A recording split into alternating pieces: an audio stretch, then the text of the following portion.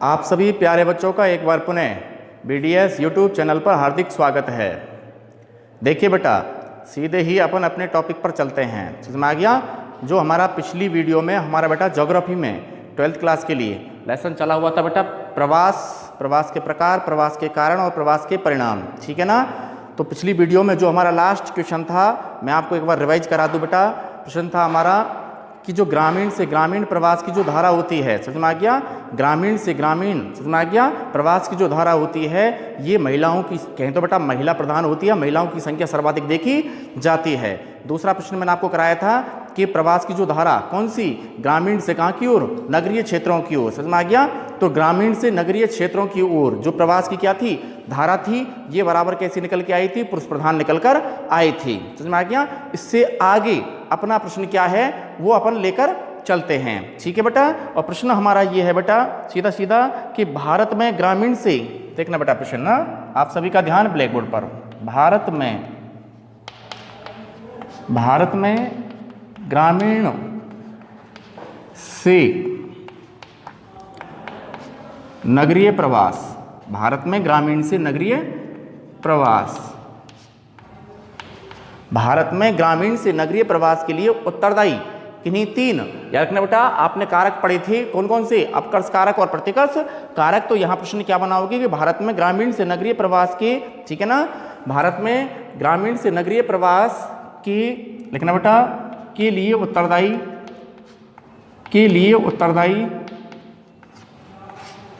लिखना बेटा किन्हीं तीन कौन से कारकों को, किन्हीं तीन लिख देना बेटा, कौन से कारकों को, प्रतिकर्ष कारकों को बतलाइए। किन्हीं तीन प्रतिकर्ष कारकों को बताइए। देखिए बेटा, ऐसे भी बन जाता है और ऐसे भी बनाना है, अथवा लगा करके इसी प्रश्न का हमें दूसरा रूप लिखना है। क्या लिखना है, ध्यान दीजिएगा बेटा, भारत में ग्रामीण क्षेत्रों से लिखना, या लगा करके, है ना, भारत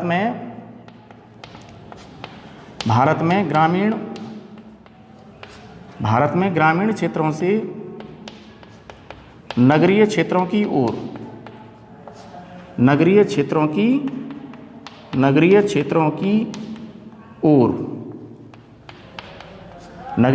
की ओर लिख देना बेटा, पुरुषों की संख्या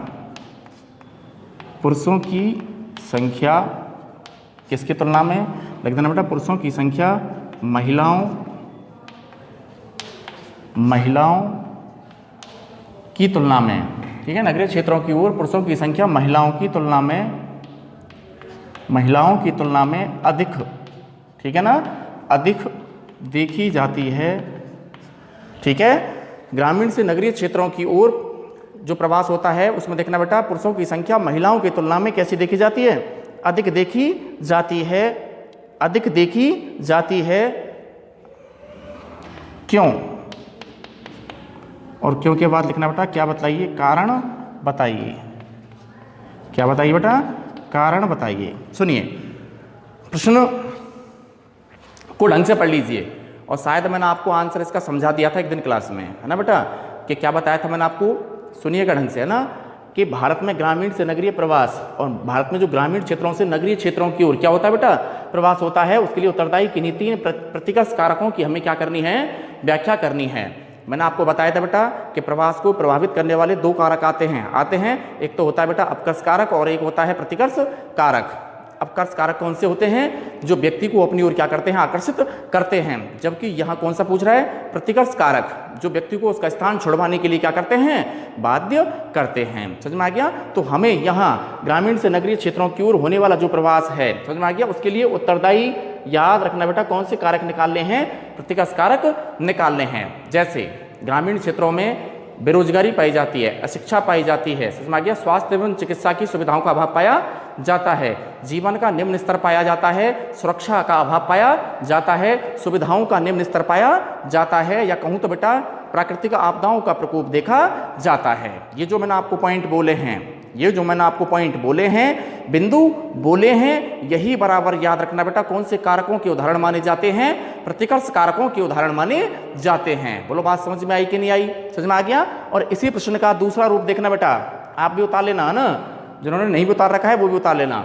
तो इसी प्रश्न का दूसरा रूप आप पढ़ लें बेटा, क्या लिख रखा है, कि भारत में ग्रामीण क्षेत्रों से नगरीय क्षेत्रों की ओर, समझ में आ गया, ग्रामीण क्षेत्रों से नगरीय क्षेत्रों की ओर पुरुषों की संख्या, और पुरुषों की संख्या की जगह मैं यहाँ प्रवास भी लिख सकता हूँ, समझ में आ गया, पुरुषों की संख्या या पुरुषों का प्रवास, समझ में आ गया, पुरुषों का प्रवास या पुरुषों की संख्या, समझ में आ गया, पुरुषों की संख्या या पुरुषों का प्रवास महिलाओं की तुलना में अधिक देखा जाता है, महिलाओं की तुलना में अधिक देखा जाता है। सपोज कीजिए बेटा, सभी का ध्यान इधर, जैसे बेटा ये हो गया ग्राम, मैंने आपको पहले ही बता दिया बेटा ना, और जैसे ये हो गया बेटा आपका शहर, क्या हो गया बेटा, शहर, समझ में आ गया, या कहूँ तो बेटा ये हो गया आपका नगरीय क्षेत्र, क्या हो गया बेटा, नगरीय क्षेत्र, ठीक है। अब प्रश्न यही तो कह रहा है आपका कि भारत में ग्रामीण से नगरीय प्रवास, यानी कि लोग जो हैं ग्रामों से कहाँ की ओर जाते हैं इस प्रवास की धारा में, समझ में आ गया, इस प्रवास की धारा में लोग जो हैं यार रखना बेटा गांवों से कहाँ की ओर जाते हैं, शहरों की ओर जाते हैं। तो कौन सा प्रवास हो गया, प्रवास की कौन सी धारा बन गई, ग्रामीण से नगरीय प्रवास की धारा, समझ में आ गया। और ग्रामीण क्षेत्रों से नगरीय क्षेत्रों की ओर प्रवास के लिए उत्तरदायी क्या निकालने हैं बेटा हमें, प्रतिकर्ष कारक, समझ में आ गया, क्या निकालने हैं, प्रतिकर्ष कारक। देखना बेटा, तो मैंने आपको शायद आंसर इसका पहले ही बता दिया, यहाँ है ना, आप क्या निकालोगे, प्रतिकर्ष कारक कौन से होते हैं, प्रतिकर्ष कारकों की परिभाषा क्या होती है बताया था मैंने आपको, यानी कि ये कौन से कारक, प्रतिकर्ष कारक अपने आप में ये वे कारक होते हैं जो व्यक्ति को उसका मूल स्थान छुड़वाने के लिए क्या करते हैं, बाध्य करते हैं, समझ में आ गया, क्या कहलाते हैं, प्रतिकर्ष कारक कहलाते हैं, समझ में आ गया। जैसे प्राकृतिक आपदाएं, बाढ़, भूकंप, भूस्खलन, चक्रवात, समझ में आ गया, ज्वालामुखी, समझ में आ गया, सूखा या अकाल आदि, कोई दिक्कत, ठीक है। तो ये होते हैं आपके कौन से कारक, प्रतिकर्ष कारक। इसके अलावा किसी क्षेत्र में मैंने बताया था आपको क्या बनी हुई है, अशांति बनी हुई है, समझ में आ गया, क्या बनी हुई है, अशांति बनी हुई है, बताया था ना, सुरक्षा का अभाव है, मौलिक अधिकारों का क्या हो जाता है, हनन हो जाता है, बताया था मैंने आपको। इसके अलावा सुविधाओं का स्तर निम्न पाया जाता है, सुरक्षा का स्तर निम्न पाया जाता है, अशिक्षा पाई जाती है, बेरोजगारी पाई जाती है, जीवन का स्तर भी निम्न पाया जाता है, समझ में आ गया। तो ये वो कारक हैं जो व्यक्ति को उसका स्थान छुड़वाने के लिए क्या करते हैं, बाध्य करते हैं। एक देश से दूसरे देश की ओर भी जा सकता है, एक राज्य से दूसरे राज्य की ओर भी जा सकता है, एक जिले से दूसरे जिले की ओर भी जा सकता है, एक स्थान से दूसरे स्थान की ओर भी व्यक्ति या मानव जो है जा सकता है, गांवों से नगरों की ओर भी जा सकता है। तो ये धारा बनेगी कौन सी, ग्रामीण क्षेत्रों से नगरीय क्षेत्रों की ओर प्रवास के लिए उत्तरदायी हमें यहाँ बराबर क्या निकालने हैं बेटा, 3 या 4 जो भी निकलेंगे, समझ में आ गया, क्या निकालने हैं, प्रतिकर्ष कारक निकालने हैं। आप सभी का ध्यान ब्लैक बोर्ड की ओर चाहूंगा बेटा, है ना, तो देखना भाई,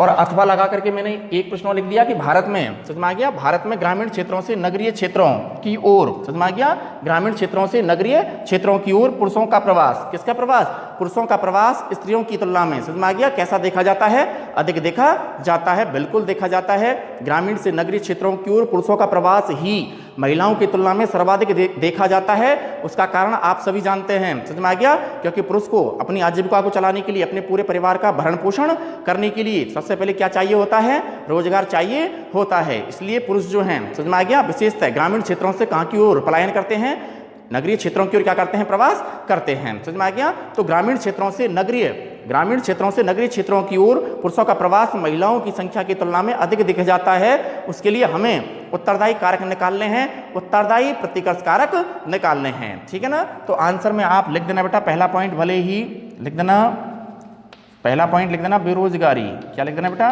बेरोजगारी, समझ जाओगे आप, समझ में आ गया।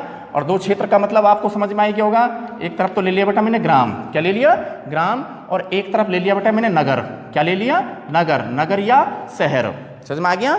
तो लोग जो हैं ग्रामों से, कहाँ से, ग्रामों से लगातार कहाँ की ओर, शहरों की ओर क्या करते हैं, पलायन करते हैं। तो यही प्रवास जो है यार बेटा कहाँ से कहाँ की ओर कहलाता है, ग्रामीण क्षेत्रों से नगरीय क्षेत्रों की ओर क्या कहलाता है, प्रवास कहलाता है। बात समझ में आई, बोलो, बात समझ में आई कि नहीं आई। तो लेकिन ये प्रवास होता क्यों है, इस प्रवास के लिए उत्तरदायी हमें क्या निकालने हैं, कारक निकालने हैं, समझ में आ गया। तो इस प्रवास की धारा के लिए उत्तरदायी हमें क्या निकालने हैं, कारक निकालने हैं। जैसा कि मैंने आपको पहला कारक लिख भी दिया है बेटा, क्या गया, बेरोजगारी, क्या गया, बेरोजगारी। तो यानी कि ग्रामीण क्षेत्रों में रोजगार के साधनों का अभाव पाया जाता है, क्लियर जी। पहला पॉइंट हो गया बेटा अपना बेरोजगारी। दूसरा लिख देना बेटा अशिक्षा, ग्रामीण क्षेत्रों में शिक्षा की सुविधाएं शिक्षा की सुविधाएं कम पाई जाती हैं, कहें तो बेटा इनका भी लगभग अभाव पाया जाता है। विद्यालय, विश्वविद्यालय या महाविद्यालयों की लगभग क्या पाई जाती है, कमी पाई जाती है। ठीक है बेटा। तीसरा, उत्तरदायी प्रतिकर्ष कारक बराबर लिख देना बेटा स्वास्थ्य। ठीक है, स्वास्थ्य एवं चिकित्सा, स्वास्थ्य एवं चिकित्सा की सुविधाओं, स्वास्थ्य एवं चिकित्सा की सुविधाओं का लिख देना बेटा क्या पाया जाना, अभाव पाया जाना। क्या पाया जाना, अभाव पाया जाना। तीसरा प्रतिकर्ष कारक। ठीक है, अगला देखना बेटा चौथा, जो उत्तरदायी कारक है ग्रामीण क्षेत्रों से नगरीय क्षेत्रों की ओर प्रवास के लिए उत्तरदायी है। ठीक है ना। तो देखना बेटा अगला कारक लिख देना जीवन का निम्न स्तर, जीवन का लिख देना बेटा कैसा स्तर, निम्न, जीवन का निम्न स्तर। पॉइंट लिखते ही चलना, आपको तो याद रहने चाहिए। गरीबी, पांचवा पॉइंट कौन सा आ गया, गरीबी। आगे निकालो बेटा, छठवां पॉइंट आ जाता है प्राकृतिक आपदाएं। क्या आ जाती हैं बेटा, प्राकृतिक आपदाएं। ठीक है, प्राकृतिक आपदाएं जैसे लिखना चाहो तो लिख देना नॉर्मली एग्जाम्पल के तौर पे कोष्टक में लिख देना भूकंप। ठीक है, भूकंप के अलावा लिख देना बेटा बाढ़। क्या लिख देना, बाढ़। बाढ़ के अलावा एक और लिख देना बेटा भूस्खलन। क्या लिख देना, भूस्खलन लिख दिया, भूस्खलन। और भूस्खलन के बाद में लिख देना बेटा सूखा। क्या लिख देना, सूखा या अकाल। इनके कारण भी व्यक्ति जो है ग्रामीण क्षेत्रों से कहाँ की ओर, शहरी क्षेत्रों की ओर क्या करता है, पलायन करता है। ठीक है, आपको तो पॉइंट याद रखने हैं। प्राकृतिक आपदाएं जैसे मैंने आपको लिख दिया बेटा भूकंप, क्या गया, भूकंप, बाढ़, भूस्खलन, सूखा और अकाल। ठीक है, कोई दिक्कत यहाँ तक। चलें आगे, आगे देखना बेटा है ना अगला कारण। ठीक है, 6 हो गए, 6 के बाद में अगला निकालते हैं बेटा 7वां। ठीक है, तो लिख देना बेटा सुविधाओं का, सुविधाओं का है ना, सुविधाओं का निम्न स्तर, सुविधाओं का निम्न स्तर लिख देना बेटा ना। सुविधाओं का स्तर भी ग्रामीण क्षेत्रों में निम्न पाया जाता है। इसके बाद में अगला 8वां पॉइंट निकाल रहा हूँ बेटा मैं आपको यहाँ, है ना। तो 8वां पॉइंट बराबर निकलेगा बेटा सुरक्षा का निम्न स्तर, सुरक्षा का निम्न स्तर। ठीक है, इसके अलावा एक और पॉइंट निकाल देता हूँ मैं आपको, 9वां पॉइंट, उसका नाम लिख देना बेटा गरीबी। क्या लिख देना, गरीबी। ये लो साहब। ठीक है बेटा, तो ये वो प्रतिकर्ष कारक हैं जिनके कारण याद रखना बेटा ग्रामीण क्षेत्रों से नगरीय क्षेत्रों की ओर क्या देखा जाता है, प्रवास देखा जाता है। या कहें तो बेटा आपको कभी कभी प्रश्न बोर्ड के एग्जाम में ऐसे भी बन जाता है कि प्रतिकर्ष कारक कौन से होते हैं, बराबर उनकी क्या बतलाइए, उदाहरण बतलाइए। तो प्रतिकर्ष कारकों के उदाहरण आपको यही लिखने हैं। समझ में आ गया, प्रतिकर्ष कारकों के उदाहरण भी आपको यही लिखने हैं। समझ में आ गया। और हमारे कौन से प्रश्न का आंसर भी हो गया ये, समझ में आ गया कि भारत में ग्रामीण क्षेत्रों से नगरीय क्षेत्रों की ओर प्रवास के लिए उत्तरदायी बराबर क्या बतलाइए, प्रतिकर्ष कारक बतलाइए। ये भी हो गया। इसके अलावा ये भी हो गया जो मैंने आपको इसी प्रश्न का एक दूसरा अथवा लगा करके रूप बताया था। क्या बताया था बेटा कि भारत में ग्रामीण क्षेत्रों से नगरीय क्षेत्रों की ओर, समझ में आ गया, पुरुषों का प्रवास किसकी तुलना में, महिलाओं की संख्या की तुलना में अधिक देखा जाता है। उसके लिए भी उत्तरदायी कारक बतलाइए। ऐसे कह दो उत्तरदायी कारक बतलाइए, या उत्तरदायी वही पहले प्रश्न के अकॉर्डिंग उत्तरदायी बराबर कौन से कारक बतलाइए, प्रतिकर्ष कारक बतलाइए। स्क्रीनशॉट आप ले लीजिए आंसर का बेटा, है ना। इस प्रश्न के आंसर का स्क्रीनशॉट ले लीजिए। शायद आपको प्रश्न का आंसर जो है समझ में आ गया होगा बेटा भली भांति, है ना। एक बार स्क्रीनशॉट ले लीजिए। उसके बाद में अपन अगले नेक्स्ट क्वेश्चन की ओर चलते हैं बेटा, है ना। तो अपना अगला नेक्स्ट क्वेश्चन है बेटा, ठीक है, चलते हैं बेटा। ले लिया स्क्रीनशॉट, देखना बेटा अगला प्रश्न, इसके जस्ट नीचे ही लिख रहा हूं मैं, है ना, कि प्रवास। अगला प्रश्न लिखना है बेटा, आपको क्वेश्चन डाल देना नीचे, है ना। तो प्रवास, और प्रवास की लिखना बेटा, प्रवास की अपकर्ष कारक कौन कौन से हैं। चाहे भले ही करा दिया होगा मैंने आपको, और चाहे इसका आंसर आपको आता होगा, समझ में आ गया, लेकिन प्रश्न को बिल्कुल जैसे मैं आपको यहाँ बिल्कुल एक अलग ढंग से दोबारा से लिखने का प्रयास कर रहा हूं, तो ऐसे ही आप भी उतार लेना, ठीक है ना। तो प्रवास के लिखना बेटा अपकर्ष कारक कौन कौन से हैं, प्रवास की अपकर्ष कारक कौन कौन से हैं, ठीक है। प्रवास के अपकर्ष कारक कौन कौन से हैं, ठीक है बेटा। ये मैं ऊपर से मैं डाल रहा हूं, नीचे वाला प्रश्न जो मैंने आपको लिखा हुआ है उसको आप सभी लिख लें। अब सुनो बेटा, मैंने आपको अभी थोड़ी देर पहले ही कहा था, क्या कहा था, कि प्रवास को प्रभावित करने वाले, है ना, कि प्रवास को प्रभावित करने वाले कारक बतलाइए। क्या बतलाइए? प्रवास को प्रभावित करने वाले बराबर क्या बतलाइए? कारक बतलाइए। ध्यान दीजिएगा बेटा, प्रवास, ठीक है। और प्रवास को मैंने आपको बताया था बेटा कि प्रवास को प्रभावित करने वाले दो कारक निकल के आते हैं। आपको दो ही कारक निकालने हैं हर हाल में। एक तो होते हैं बेटा कौन से कारक? अपकर्ष कारक, ठीक है। और प्रवास को प्रभावित करने वाले, ठीक है, दूसरा कारक आपको निकालना है बेटा कौन सा कारक? प्रतिकर्ष कारक। ये आपने अभी थोड़ी देर पहले ही पढ़ लिया। कौन सा कारक पढ़ लिया आपने? प्रतिकर्ष कारक पढ़ लिया। प्रतिकर्ष कारक की परिभाषा पढ़ ली और प्रतिकर्ष कारक के आपने क्या पढ़ लिए? उदाहरण भी पढ़ लिए। समझ में आ गया? प्रतिकर्ष कारक की परिभाषा आपने पढ़ ली और प्रतिकर्ष कारकों के उदाहरण भी आपने पढ़ लिए। समझ में आ गया? अब प्रवास के लिए मैंने कहा था ना आपको, प्रवास को प्रभावित करने वाले दो कारक निकल कर आते हैं, है ना। तो प्रवास को प्रभावित करने वाले दो कारक निकल के आते हैं। प्रवास को प्रभावित करने वाला पहला कारक बराबर अपकर्ष कारक, ठीक है, और दूसरा प्रतिकर्ष कारक, ठीक है। तो अपकर्ष कारक कौन से होते हैं? ठीक है बेटा, कि अपकर्ष कारक कौन से होते हैं याद रखना बेटा। इसकी सीधी सीधी परिभाषा है, आपको अगर लिखनी हो, है ना, तो लिख भी देना भले कि अपकर्ष कारक भी कारक होते हैं जो व्यक्ति को अपनी ओर क्या करते हैं? आकर्षित करते हैं। बताया था मैंने आपको ना कि अपकर्ष कारक कौन से होते हैं? जो व्यक्तियों को, किनको बेटा?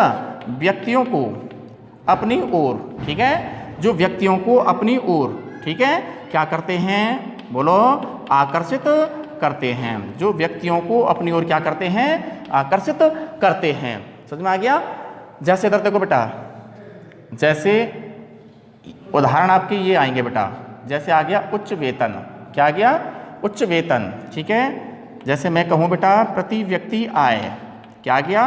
प्रति व्यक्ति आय, ठीक है। उच्च वेतन, प्रति व्यक्ति आय, ठीक है। इसके अलावा आगे निकालो बेटा आय के स्रोत। काय के स्रोत? उच्च आय के स्रोत, ठीक है। इसके अलावा आगे निकालना बेटा रोजगार के साधन। क्या निकालोगे बेटा? रोजगार के साधन, ठीक है। इसके अलावा आगे निकालना बेटा स्वास्थ्य। क्या निकालोगे बेटा? स्वास्थ्य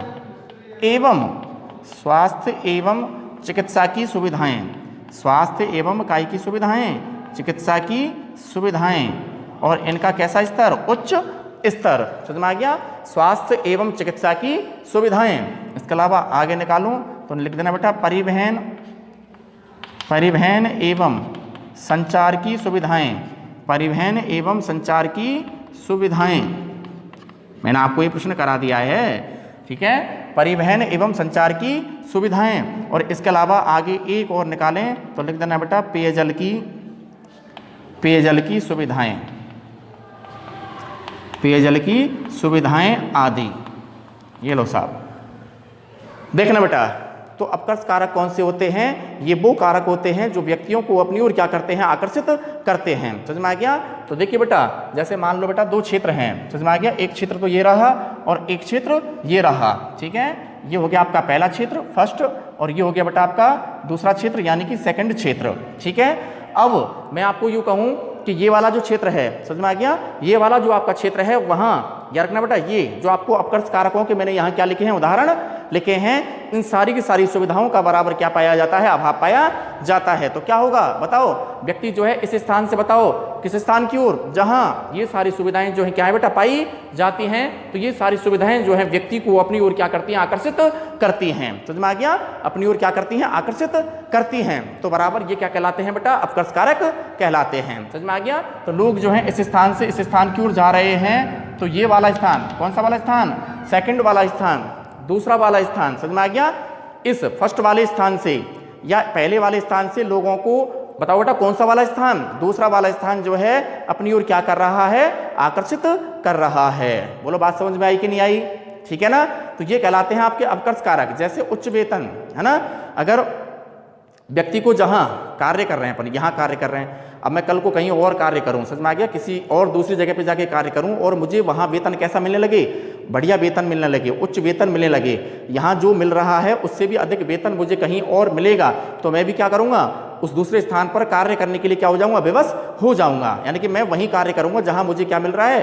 किसी भी कार्य को करने के उपरांत बराबर क्या मिल रहा है? उच्च वेतन मिल रहा है। समझ में आ गया? इसके अलावा जिन क्षेत्रों में स्वास्थ्य और चिकित्सा की सुविधाएं पर्याप्त मात्रा में पाई जाती हैं, रोजगार के साधन पर्याप्त मात्रा में पाए जाते हैं, प्रति व्यक्ति आय अधिक पाई जाती है, आय के साधन पर्याप्त पाए जाते हैं, समझ में आ गया। इसके अलावा पेयजल की सुविधाएं भी पाई जाती हैं, परिवहन और संचार की सुविधाएं भी पाई जाती हैं। इसके अलावा आप और यहाँ एक और अपकर्ष कारक लिखना चाहो तो लिखना बेटा काय के साधन, मनोरंजन के साधन, काय के साधन बेटा, मनोरंजन के साधन आदि, ये सभी याद रखना बेटा कौन से कारक कहलाते हैं, अपकर्ष कारक कहलाते हैं, जो व्यक्ति को अपनी ओर क्या करते हैं, आकर्षित करते हैं। क्लियर। तो यहाँ अब खुद बनाओगे आप आंसर, समझ में आ गया, आंसर आप खुद बनाओगे, है ना बेटा, ज्यादा टेढ़ी खीर नहीं है, आपको समझ में आ गया तो आंसर आप खुद बना सकते हो। समझ में आ गया। क्या क्वेश्चन क्या है कि प्रवास के अपकर्ष कारक कौन कौन से हैं, है ना। तो आप आंसर कैसे लिखोगे, अपकर्ष कारक की परिभाषा लिखते हुए फिर लास्ट में अपकर्ष कारक की क्या बता देना, उदाहरण बता देना, जैसा कि मैंने आपको यहाँ लिखे हुए हैं ये, है ना। स्क्रीनशॉट ले लिया करो, समझ में आ गया, स्क्रीनशॉट ले लिया करो। इधर जो मैंने आपको ये, है ना, ये जो मैंने आपको उदाहरण लिखे हुए हैं, ये उदाहरण बेटा काय के हैं, बोलो, प्रवास को प्रभावित करने वाले दो कारक, दो कारकों में से एक इधर जो अपना चल रहा है बेटा कौन सा है, अपकर्ष कारक, और अपकर्ष कारक के ही बराबर ये क्या है, उदाहरण है। बात समझ में आई।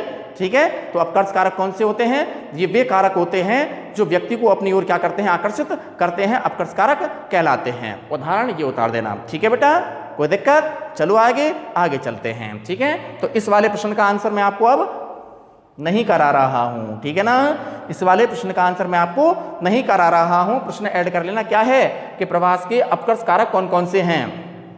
जिन बच्चों ने इस प्रश्न का आंसर नहीं उतार रखा है वो भले ही आज उतार सकते हैं, और जिन्होंने उतार रखा है ऑलरेडी कोई दिक्कत नहीं है, कोई प्रॉब्लम नहीं है, समझ लिया आपने दोबारा से, वो आपके लिए काफी है। ठीक है बेटा, चलें आगे। अच्छा जी, तो प्रवास के अपकर्ष कारक कौन कौन से हैं, परिभाषा निकाल देना अपकर्ष कारक की और उदाहरण निकाल देना। उधर मैंने आपको उदाहरण निकाले हुए हैं। ठीक है बेटा। अच्छा जी, इसी क्रम में हम चलते हैं बेटा, अपना अगला क्वेश्चन है कि प्रवास के प्रतिकर्ष कारक कौन कौन से हैं। अगला क्वेश्चन है बेटा अपना, चाहे भले ही करा दिया है लेकिन प्रश्न को आप भी दोबारा से अपनी फेयर कॉपी में ऐड कर लेना, है ना, कि प्रवास की लिख देना बेटा कौन से कारक, प्रतिकर्ष कारक, प्रवास के प्रतिकर्ष कारक कौन कौन से हैं, कौन कौन से हैं। अभी जस्ट इससे थोड़ी देर पहले ही जो मैंने आपको प्रश्न कराया था, है ना, जो प्रश्न क्या था कि ग्रामीण से नगरीय क्षेत्रों की ओर प्रवास के लिए उत्तरदायी बराबर कौन से कारक बतलाइए, प्रतिकर्ष कारक बतलाइए। बताओ प्रतिकर्ष कारकों की बात वहां पे आई थी कि नहीं आई थी, आई थी, समझ में आ गया। तो ऐसे ही प्रश्न अपना अगला क्या बन गया कि प्रवास के लिए, समझ में आ गया, या उत्तरदायी बराबर कौन से कारक बतलाइए, प्रतिकर्ष कारक बतलाइए, या यूं भी बन जाता है कि प्रवास के प्रतिकर्ष कारक कौन कौन से हैं बतलाइए। ठीक है। तो आपने इससे पहले जैसे काय की परिभाषा निकाली थी बेटा, अपकर्ष कारक की परिभाषा निकाली थी, समझ में आ गया। तो क्या होगा बोलो, तो बेटा प्रतिकर्ष कारक कौन से होते हैं, प्रतिकर्ष कारक वे कारक होते हैं, या ये वे कारक होते हैं जो व्यक्ति को, है ना बेटा, जो व्यक्ति को उसका स्थान छुड़वाने के लिए, समझ में आ गया। प्रतिकर्ष कारक वे कारक होते हैं जो व्यक्ति को उसका स्थान छुड़वाने के लिए क्या करते हैं, बाध्य करते हैं। ये परिभाषा बनेगी काय की, बोलो, प्रतिकर्ष कारक की। क्लियर। ठीक है। अब बात मैं आंसर कराऊंगा नहीं इसका, अभी थोड़ी देर पहले ही समझाया मैंने आपको, है ना। तो प्रतिकर्ष कारक की हमें परिभाषा निकाल देनी है।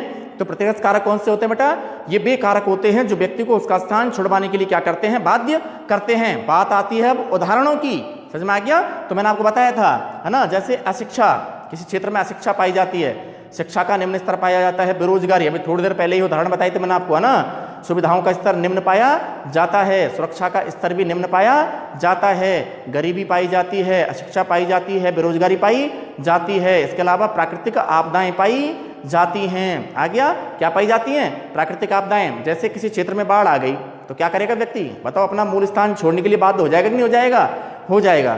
किसी क्षेत्र में मान लो भूस्खलन, है ना, मिट्टी का मलबा जो है ऊपर से नीचे की ओर ढहकर आ रहा है, तो इसको कहते हैं भूस्खलन। तो बताओ, जो तलहटी वाले भागों में लोग रहते हैं वो अपना स्थान छोड़ेंगे कि नहीं छोड़ेंगे, छोड़ेंगे। अपना स्थान छोड़ने के लिए क्या हो जाते हैं, बाध्य हो जाते हैं। सूखा पड़ रहा है तो लगातार, है ना, क्या करोगे आप, अपना मूल स्थान छोड़ करके किसी अन्यत्र स्थान की ओर क्या कर जाते हैं, प्रवास कर जाते हैं। समझ में आ गया। तो ये जो मैंने आपको कारक बताए हैं ये प्रवास के बराबर याद रखना बेटा, कौन से कारक कहलाते हैं, प्रतिकर्ष कारक कहलाते हैं। इसलिए ध्यान दीजिएगा बेटा, मैं इस प्रश्न का आंसर भी आपको नहीं कराऊंगा। जो बच्चे ऑलरेडी वीडियो ले रहे हैं, कंटिन्यू वीडियो पढ़ रहे हैं, अपने नोट्स बना रहे हैं, उनको मालूम होगा कि इस प्रश्न का आंसर जो है सर क्यों नहीं बता रहे हैं या क्यों नहीं लिखा रहे हैं। ऑलरेडी मैं आपको ये प्रश्न जो है करा चुका हूं। ठीक है बेटा, इसी क्रम में हम आगे बढ़ते हैं और आगे बढ़ते हुए हमारा प्रश्न है बेटा पड़ोसी देशों से भारत में। ठीक है, प्रश्न लिखना है बेटा, ये भी मैंने आपको करा दिया है जो आप लिख रहा हूं प्रश्न अगला ना। पड़ोसी देशों से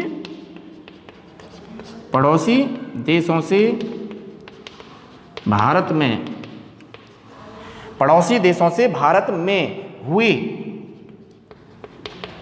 हुए आप्रवास को संक्षेप में समझाइए।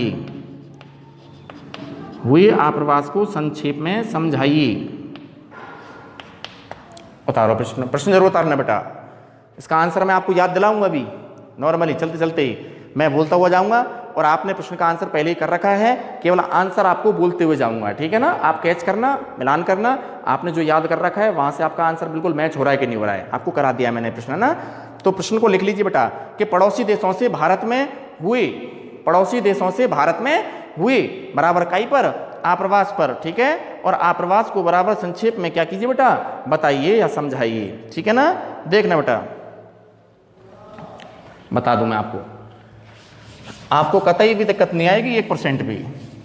बस कंटिन्यू आप बने रहें हमारे साथ, है ना बेटा। जैसे मैं आपको यहाँ पढ़ाते वक्त आपका साथ दे रहा हूँ, ऐसे ही आप भी, समझ में आ गया, एकांत में बैठ करके ध्यान लगा करके पढ़ें, आप हमें सपोर्ट करें इस जगह पर, समझ में आ गया, तो आपको अच्छे ढंग से, बेटर ढंग से और भी समझ में आएगा, है ना बेटा। देखिएगा भाई, पड़ोसी देशों से भारत में हुए आप्रवास पर, है ना। आप्रवास का मतलब पड़ोसी देशों से लोग जो है भारत की ओर आए।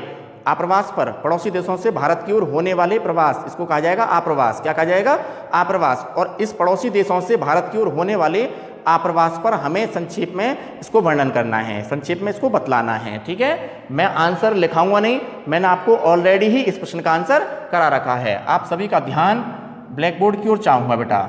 ठीक है, मैं बना रहा हूं यहाँ पे इंडिया का मैप, ताकि आपको पड़ोसी देशों से होने वाले, समझ में आ गया, पड़ोसी देशों से होने वाला जो आपका बेटा क्या है, आप्रवास है, वो आपको समझ में आ जाए। ठीक है ना, देखिएगा बेटा। तो सबसे पहले बात तो आपको यही निकालनी है कि सन 2011 की जो क्या थी बेटा, जनगणना थी, समझ में आ गया।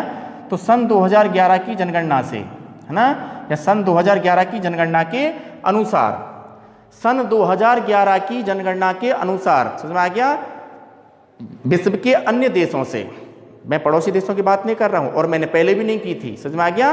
तो याद रखना बेटा, सन 2011 की जनगणना के अनुसार विश्व के अन्य देशों से, समझ में आ गया, विश्व के अन्य देशों से, समझ में आ गया, विश्व के अन्य देशों से, समझ में आ गया, भारत की ओर कितने बेटा, 53, 63 और 099 आया था कि नहीं आया था, 53 पॉइंट। मैंने आपको ये भी बताया था, इसको पूरा लिखने के बजाय आप इतना भी लिख सकते हो कि 53, 63, 099 है पूरा। इसको आप ऐसे भी लिख सकते हो बेटा कि लगभग कितने बेटा, 53.63 लाख, 53.63 लाख व्यक्तियों ने, किन्होंने भाई, व्यक्तियों ने कहाँ की ओर, भारत की ओर।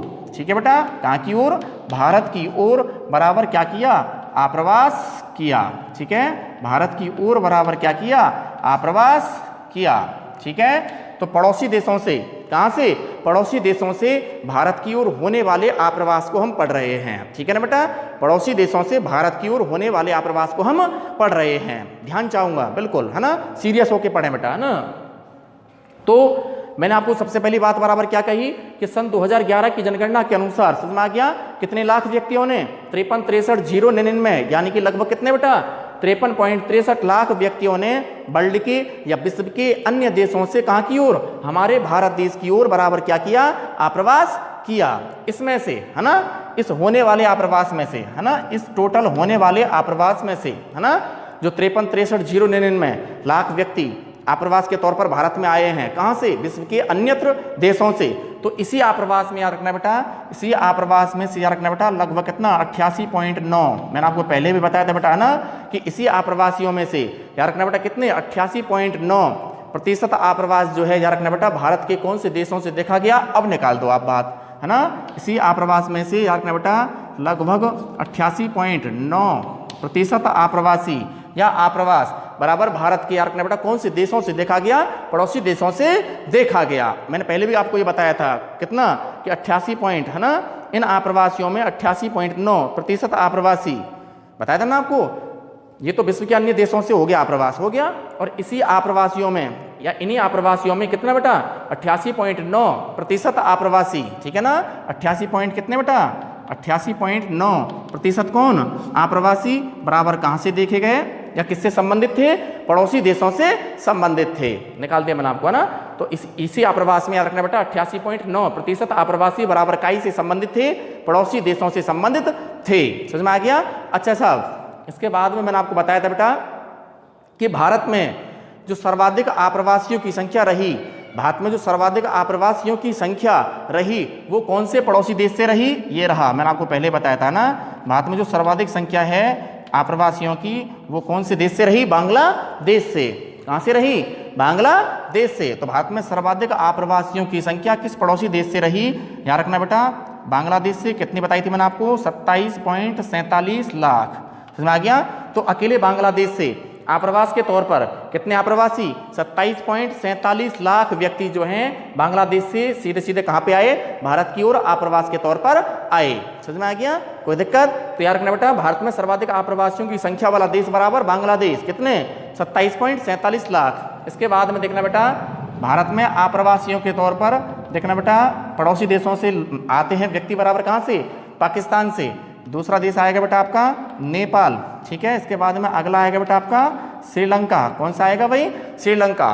तो पड़ोसी देशों की बात चल रही है, काई की बात चल रही है बेटा, पड़ोसी देशों की बात चल रही है। और पड़ोसी देशों में देखना बेटा आप्रवासियों के तौर पर बांग्लादेश से कितने लाख व्यक्ति भारत की ओर आए, बोलो कितने लाख व्यक्ति भारत की ओर आए, 27.47 लाख व्यक्ति भारत की ओर आए।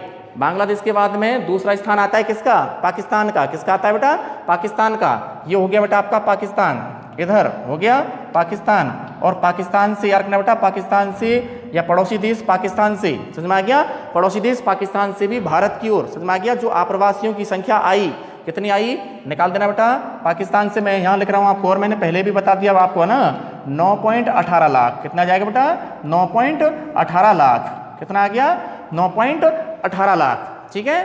तो मैंने देखो बेटा आपको बता दिया है कि भारत में जो सर्वाधिक आप्रवासियों की संख्या जिस पड़ोसी देश से रही वो कौन सा रहेगा, बांग्लादेश। कौन सा रहेगा बेटा, बांग्लादेश। कितनी है, 27.47 लाख। समझ में आ गया। दूसरे पड़ोसी देश की बात करें जहां से आप्रवासियों की संख्या सर्वाधिक रही, कहां की ओर, भारत की ओर, तो आएगा देश बराबर मैंने आपको निकाल दिया पाकिस्तान, ठीक है। तो भारत के कौन से पड़ोसी देश से, पाकिस्तान से कितने लाख आप्रवासी भारत की ओर आए, 9.18 लाख आप्रवासी भारत की ओर आए। क्लियर। इसके बाद में अगला देखिए बेटा, अगला है नेपाल, पड़ोसी देश, ठीक है। और नेपाल से रखना बेटा कितने लाख आप्रवासी निकाल देना बेटा, 8 पॉइंट कितने लाख, 10 लाख। 8 पॉइंट कितने लाख, 10 लाख आप्रवासी जो हैं कहाँ से बेटा, नेपाल। पड़ोसी देश कहाँ से, नेपाल से कहाँ की ओर आए, भारत की ओर आए। बोलो बात समझ में आई कि नहीं आई। और नेपाल ये रहा, ठीक है। भारत के रेखा मानचित्र में नेपाल की स्थिति यहाँ आती है, आप भी देख लेना बेटा, है ना। नेपाल क्या आ गया, नेपाल। अब बचा हमारे पास में देश बराबर कौन सा बेटा, श्रीलंका। और श्रीलंका जो हमारा पड़ोसी देश है, ठीक है, द्वीपीय देश है। इस श्रीलंका से भी याद रखना बेटा कितने लाख आप्रवासी, 1.98 लाख। कितने बेटा, 1.98 लाख। 1.98 लाख कौन, आप्रवासी। कौन बेटा, आप्रवासी, ठीक है। 1.98 लाख आप्रवासी, ठीक है, भारत के कौन से पड़ोसी देश से, श्रीलंका से, ठीक है।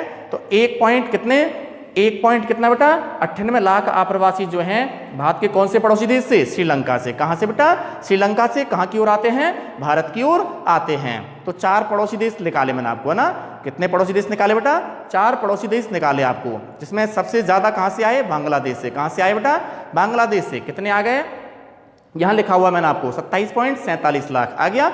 दूसरी कंट्री, दूसरा देश आएगा पाकिस्तान। कौन सा आएगा बेटा, पाकिस्तान। और पाकिस्तान से निकाल देना बेटा कितने आ जाते हैं, कितने लाख आप्रवासी, 9.18 लाख आप्रवासी भारत की ओर आए। काई के तौर पर? आप्रवास के तौर पर। अगला देश आ जाता है नेपाल, और नेपाल से यार करना बेटा कितने लाख? 8.10 लाख। समझ में आ गया? लिखा हुआ मैंने आपको 8 पॉइंट कितना 10 लाख आप्रवासी जो है आप्रवास के तौर पर, समझ में आ गया, कहाँ की ओर आए? भारत की ओर आए। और उसके बाद में एक और देश निकाल देना, चौथा वाला। कौन सा निकालोगे? श्रीलंका। कितने? 1.98 लाख आप्रवासी जो है यार करना बेटा भारत के कौन से पड़ोसी देश से? श्रीलंका से। काय के तौर पर? आप्रवास के तौर पर। कहाँ की ओर आए? भारत की ओर आए। तो यहां तक मैंने आपको जो जो बातें बताई हैं, समझ में आ गया? जो भी बातें मैंने आपको बताई हैं, समझ में आ गया? ये पड़ोसी देशों से भारत की ओर होने वाला क्या कहलाता है? आप्रवास कहलाता है। बात समझ में आ रही कि नहीं आ रही है ना? इसी क्रम में मैं प्रश्न के आंसर को आगे और बढ़ा रहा हूं, ध्यान दीजिएगा बेटा, है ना? हाँ बेटा, तो ये पड़ोसी देशों से होने वाला बराबर क्या कहलाता है? आप्रवास कहलाता है। और देखना बेटा, एक चीज और मैंने आपको बताई थी, है ना? इसी में आपको लिखना है कि इसमें ही, है ना, इसमें याद रखना बेटा कहाँ से? तिब्बत। ठीक है, इसमें तिब्बत। इसके अलावा मैंने आपको देश बताया था बेटा म्यांमार। कौन सा? म्यांमार। इसके अलावा देश बताया था बेटा मैंने आपको ईरान। कौन सा बताया था? ईरान। ईरान के अलावा आ जाता है बेटा श्रीलंका। कौन सा जाता है? श्रीलंका। इसके अलावा आगे निकाल दो बेटा बांग्लादेश। कौन सा जाएगा भाई? बांग्लादेश। आ गया?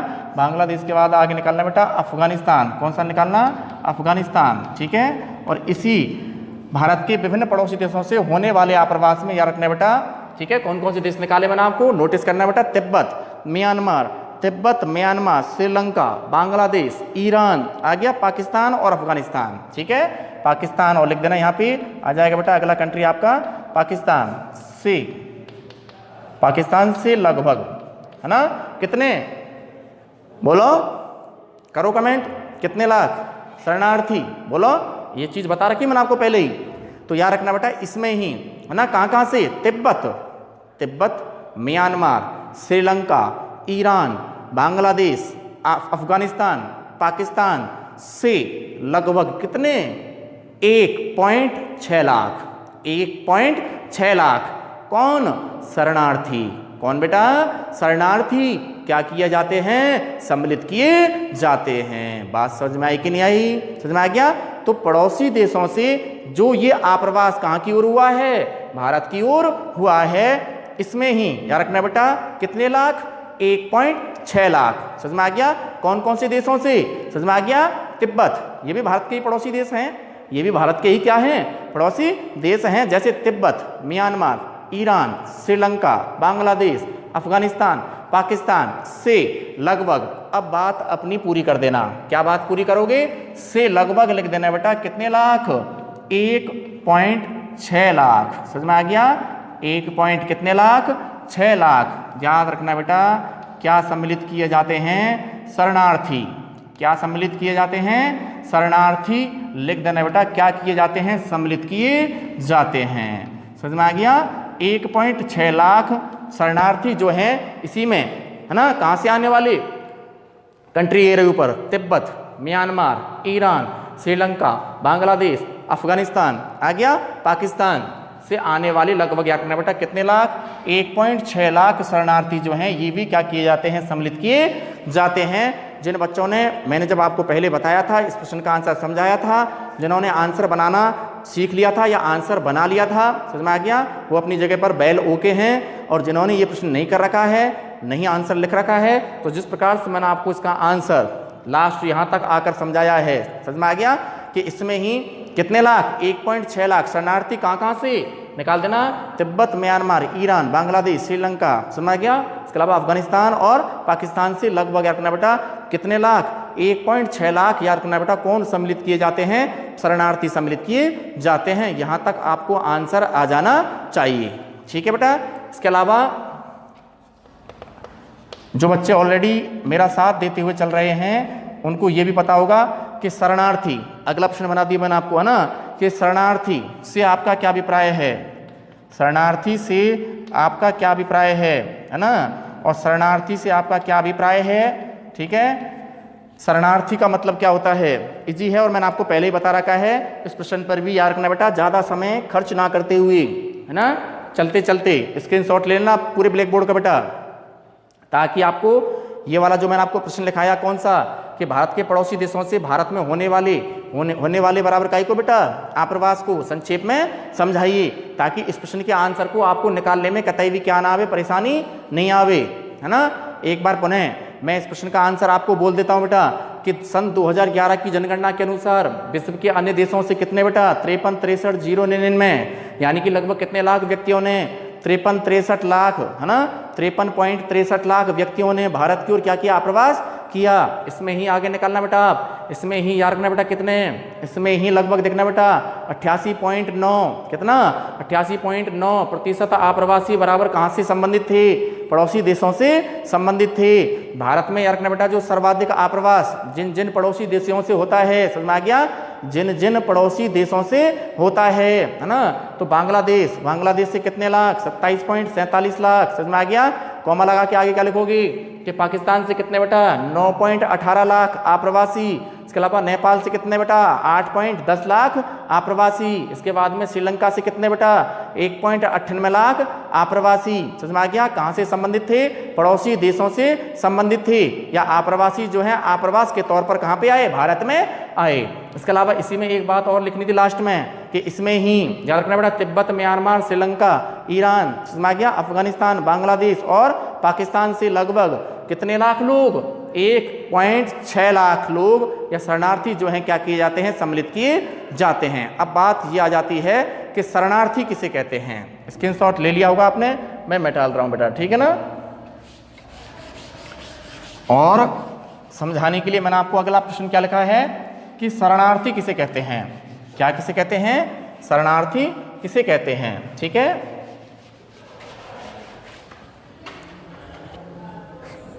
कभी कभी याद रखना बेटा कि भारत का कोई भी पड़ोसी देश है, समझ में आ गया, और भारत का कोई भी पड़ोसी देश है, ठीक है, और भारत के किसी भी पड़ोसी देश के अंदर याद रखना जब कोई व्यक्ति, समझ में आ गया, जातीय हिंसा का शिकार हो जाता है, जातिवाद का शिकार हो जाता है, धर्म को लेकर के लोग आपस में लड़ने लग जाते हैं, समझ में आ गया, संप्रदाय को लेकर के लोग आपस में लड़ने लग जाते हैं, हिंसा उत्पन्न हो जाती है, या कहीं तो बेटा भारत के किसी भी पड़ोसी देश के अंदर जब कहें तो बेटा मानव के अधिकारों का, वहाँ रहने वाले मानव के अधिकारों का क्या होने लग जाता है, हनन होने लग जाता है, ठीक है ना। तो देखिए बेटा, जैसे मैं आपको सपोज के तौर पे बता रहा हूँ, जैसे मान लो बांग्लादेश है, समझ में आ गया, उदाहरण के तौर पे बता रहा हूँ मैं आपको, है ना। जैसे बांग्लादेश है, समझ में आ गया, और बांग्लादेश में रह रहा कोई भी व्यक्ति, XYZ कोई भी व्यक्ति, समझ में आ गया, जब उसी देश में रहते हुए, है ना, स्वयं के अपने देश में रहते हुए काई का असुरक्षा का, काई का बेटा असुरक्षा का, या कहें तो बेटा काई के कारण,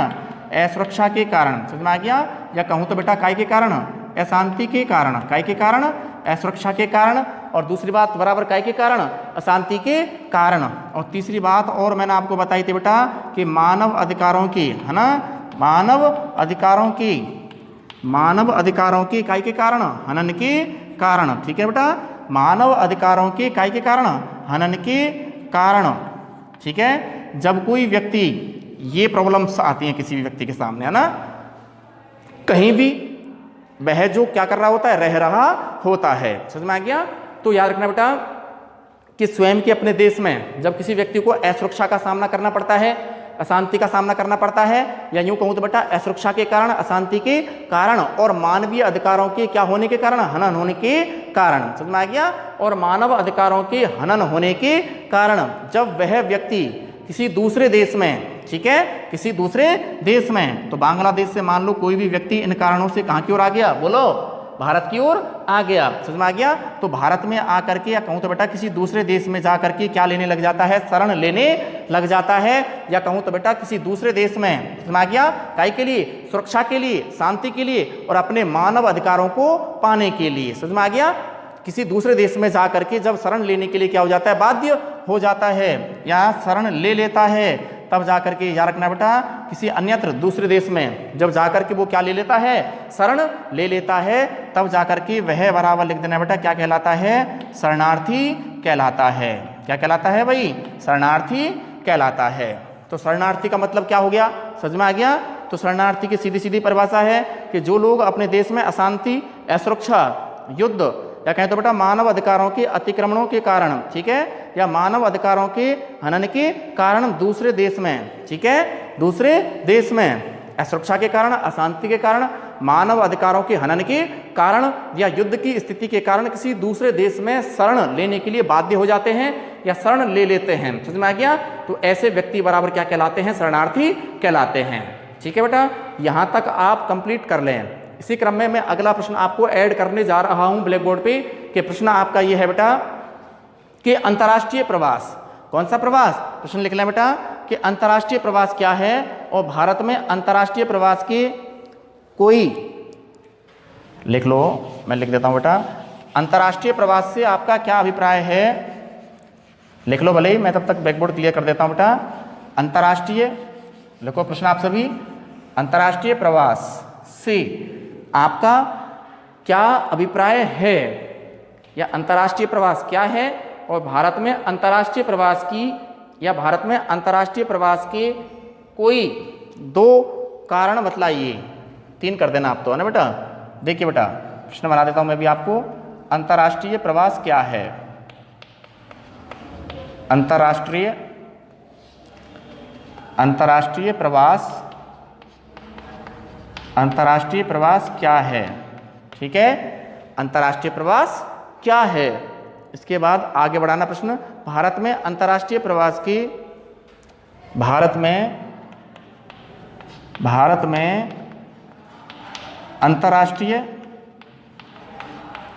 में अंतर्राष्ट्रीय प्रवास के कोई 2 बोल रहा था मैं आपको, लेकिन कितने कर देना? कोई 3 कारण बतलाइए, कोई 3 कारण बताइए। सुनिएगा प्रश्न के आंसर को, मेरा दावा है समझाऊंगा एक बार में ही, और एक बार में ही आपको प्रश्न का आंसर जो है समझ में आ जाएगा। ठीक है बेटा, देखिए भाई, आप सभी का ध्यान ब्लैक बोर्ड की ओर फिर जाऊंगा बेटा, है ना।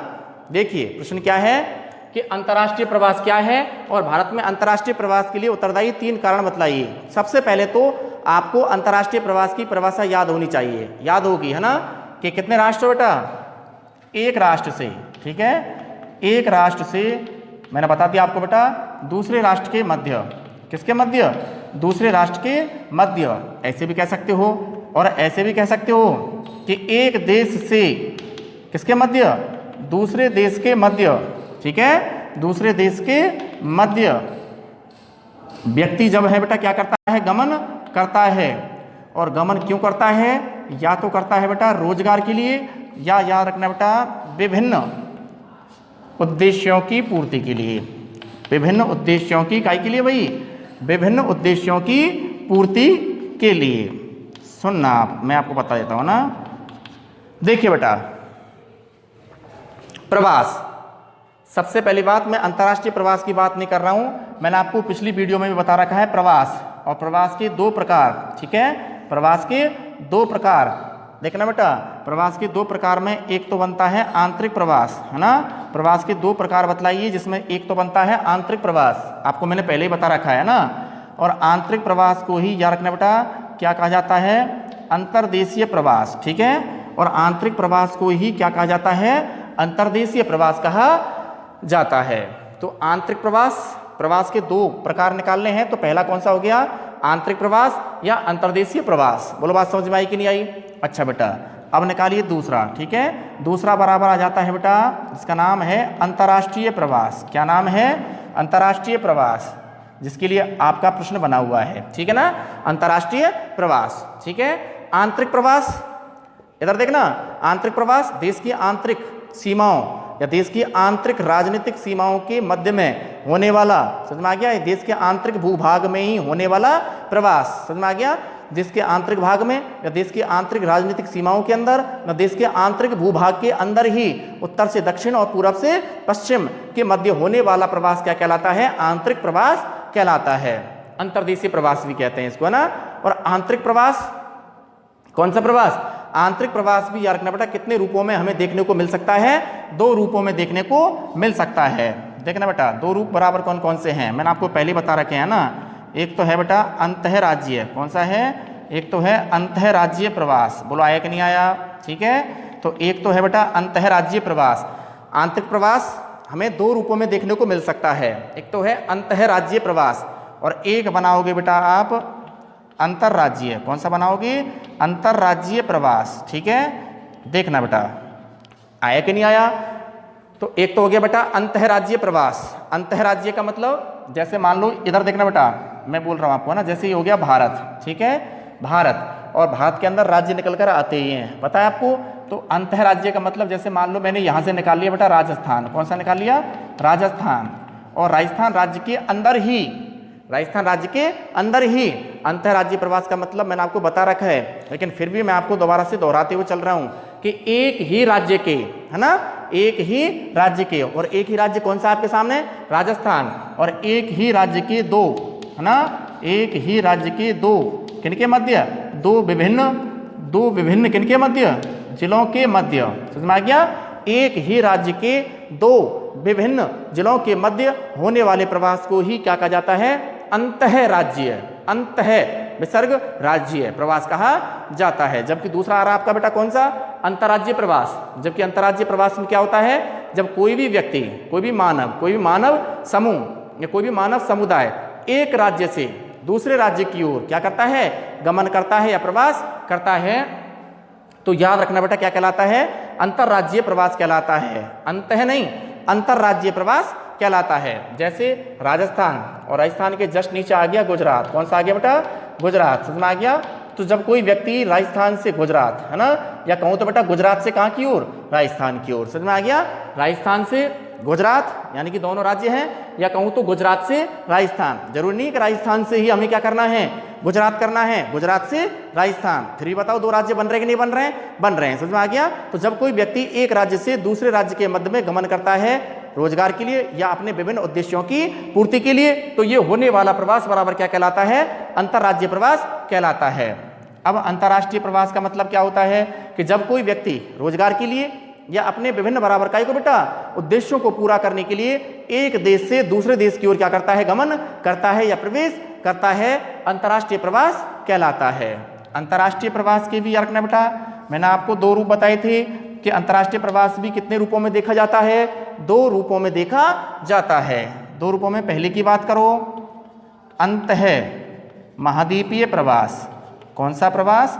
अंतः महाद्वीपीय प्रवास। और अगला निकालिए बेटा अंतर महाद्वीपीय। कौन सा प्रवास? अंतर महाद्वीपीय प्रवास।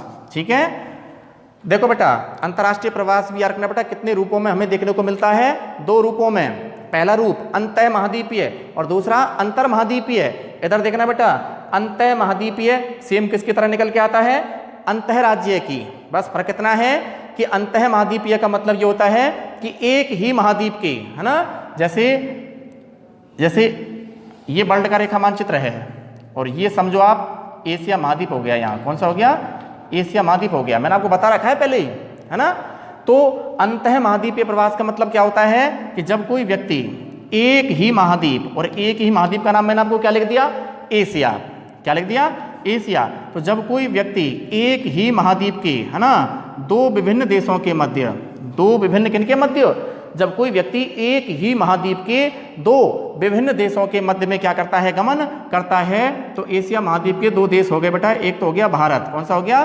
भारत। और एक लिख देता हूं मैं आपको बेटा, भारत का कोई सा भी पड़ोसी मुल्क लिख दीजिए आप। जैसे सपोज कीजिए मैंने आपको बांग्लादेश लिख दिया, तो बांग्लादेश भी कौन से महाद्वीप में आता है?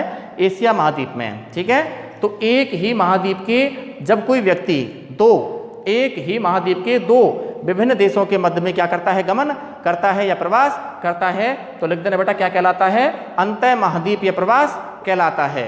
इसका आपको क्या लिखना है? उदाहरण भी लिखना है। उदाहरण क्या लिखोगे कि एशिया महाद्वीप, जैसे एशिया महाद्वीप के दो विभिन्न राष्ट्र या एशिया महाद्वीप के दो विभिन्न देश, भारत से किसके मध्य?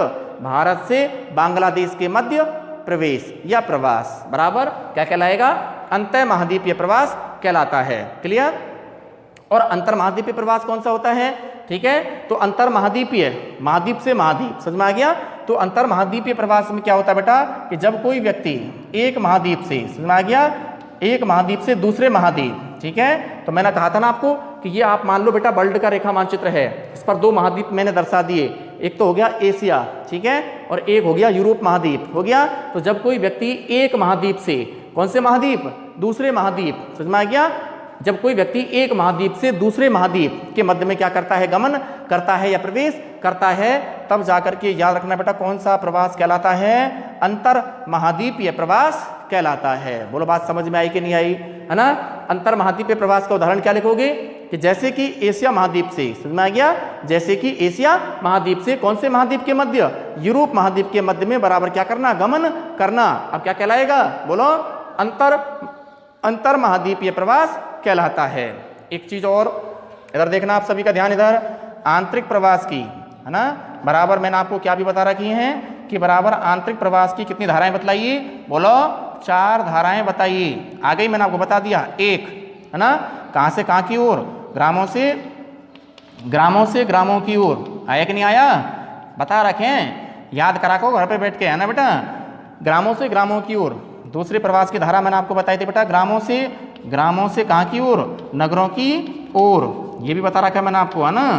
तीसरी देखना बेटा, तीसरी बराबर बनेगी नगरों से कहां की ओर, नगरों से नगरों की ओर, नगरों से नगरों की ओर, ठीक है साहब। इसके बाद में चौथी निकालना, प्रवास की धारा बराबर नगरों से कहां से बेटा, नगरों से कहां की ओर, ग्रामों की ओर।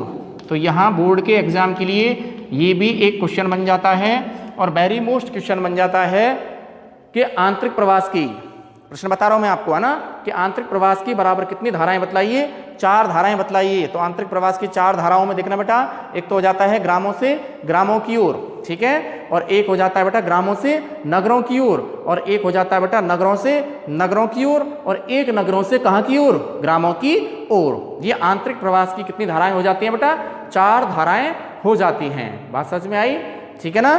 तो ये तो मैंने आपको वो जानकारियां हैं जो ऑलरेडी मैंने आपको दे रखी हैं, समझ में आ गया।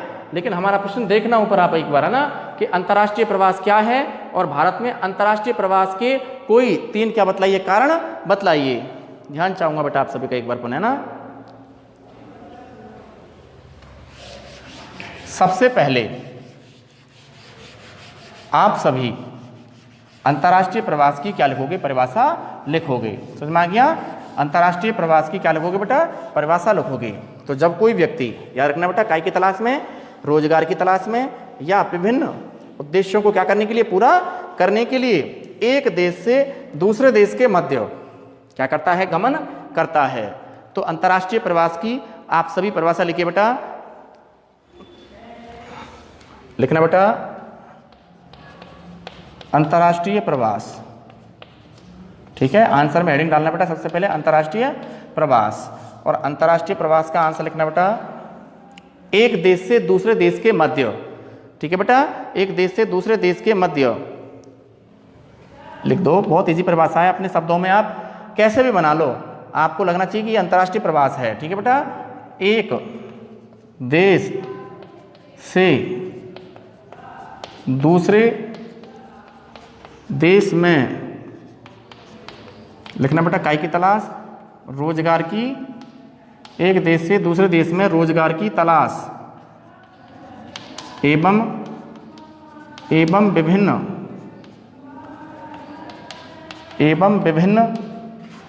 उद्देश्यों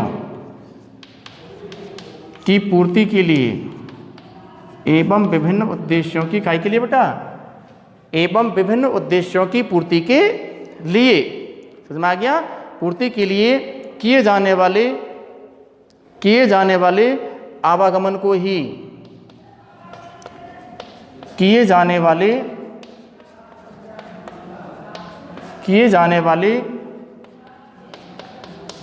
आवागमन को ही, किए जाने वाले काय को बेटा, आवागमन को ही, या कहूं तो बेटा किए जाने वाले, सीधा ही लिख देना आप, किए जाने वाले प्रवास को ही, किए जाने वाले आवागमन को ही, या काय को बेटा, प्रवास को ही लिख देना। क्या कहा जाता है, अंतर्राष्ट्रीय प्रवास कहा जाता है। क्या कहा जाता है, अंतर्राष्ट्रीय प्रवास कहा जाता है। अब देखिए बेटा, परिभाषा उतार लीजिए, और अंतर्राष्ट्रीय प्रवास के अब मैं आपको बताऊंगा बेटा कारण, ठीक है। क्या बताऊंगा बेटा, कारण, ठीक है। तो देखना अंतर्राष्ट्रीय प्रवास के कारण क्या बनेंगे,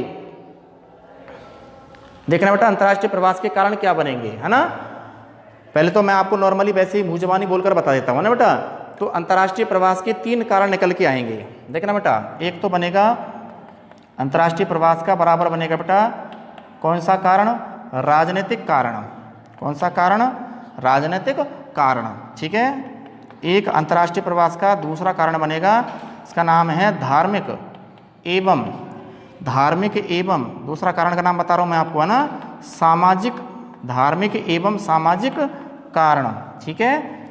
और एक और तीसरा कारण, क्योंकि कितने कारक पूछ रहा है आपसे, 3 कारण। कितने पूछ रहा बेटा, 3 कारण, ठीक है।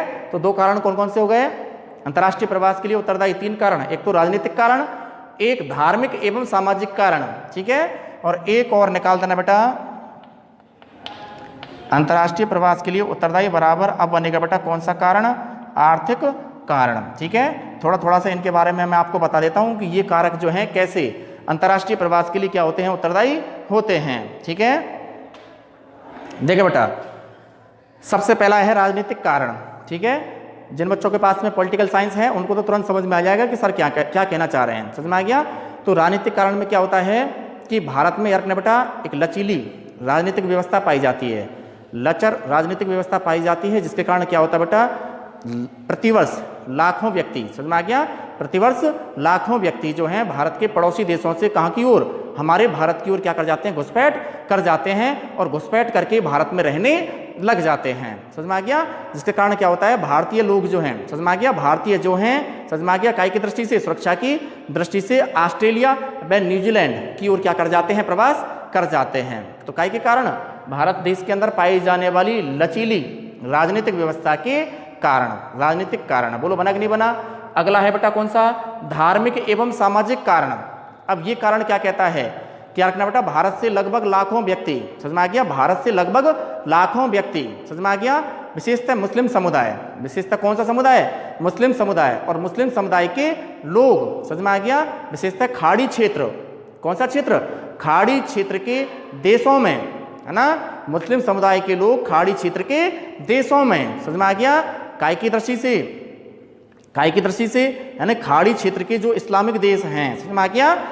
मैंने कहा था आपको कि भारत से लाखों व्यक्ति, नोटिस करना दोबारा, है ना, विशेषता मैंने आपको बताया था बेटा, मुस्लिम समुदाय के लोग, समझ में आ गया, कहाँ, खाड़ी क्षेत्र के जो इस्लामिक देश हैं वहाँ की ओर क्या कर जाते हैं, प्रवास कर जाते हैं। क्यों, क्योंकि इनको वहाँ उन इस्लामिक देशों में काय की अनुभूति होती है, धार्मिक एवं सामाजिक सुरक्षा की अनुभूति होती है। बताओ आया कि नहीं आया समझ में। इसलिए बराबर कौन सा प्रवास देखा जाता है, अंतर्राष्ट्रीय प्रवास देखा जाता है। आर्थिक कारण, भारत में गरीबी पाई जाती है, बेरोजगारी पाई जाती है, उच्च स्तरीय शिक्षण संस्थानों का अभाव पाया जाता है, समझ में आ गया, जिसके कारण मानव जो है, व्यक्ति जो है, याद रखना बेटा, कहाँ की ओर, भारत से अन्यत्र विश्व के देशों की ओर क्या कर जाता है, गमन कर जाता है।